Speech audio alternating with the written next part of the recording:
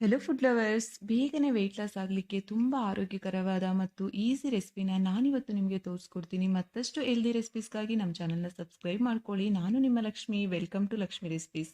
ನಾನಿಲ್ಲಿ 200 ಗ್ರಾಮ್ ಬ್ರೋಕೊಲಿನ ಈ ರೀತಿ ಕಟ್ ಮಾಡಿ ತೊಗೊಂಡಿದ್ದೀನಿ. ಕಾಲು ಸೌತೆಕಾಯಿನ ಸ್ವಲ್ಪ ದೊಡ್ಡದಾಗಿ ಕಟ್ ಮಾಡ್ಕೊಂಡು ತೊಗೊಂಡಿದ್ದೀನಿ. ಒಂದು ಕ್ಯಾರೆಟ್ನ ಸ್ವಲ್ಪ ದೊಡ್ಡದಾಗೆ ಕಟ್ ಮಾಡಿ ತೊಗೊಳ್ಳಿ.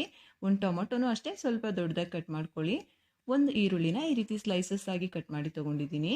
ನಾನಿಲ್ಲಿ ಕಾಲು ಭಾಗ ಯೆಲ್ಲೋ ಕ್ಯಾಪ್ಸಿಕಮ್ ತೊಗೊಂಡಿದ್ದೀನಿ. ನೀವು ಯಾವ ಕಲರ್ ಆದರೂ ತೊಗೋಬಹುದು. 1/4 table spoon pepper powder, 2 table spoon ನಿಂಬೆಹಣ್ಣಿನ ರಸ ತೊಗೊಂಡಿದ್ದೀನಿ, 1/4 ಟೇಬಲ್ ಸ್ಪೂನ್ ಉಪ್ಪು.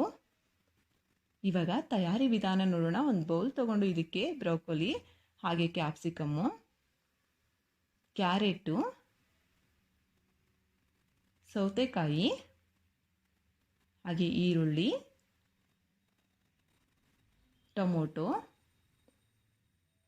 ನಂತರ ಪೆಪ್ಪರ್ ಪೌಡ್ರು, ಉಪ್ಪು,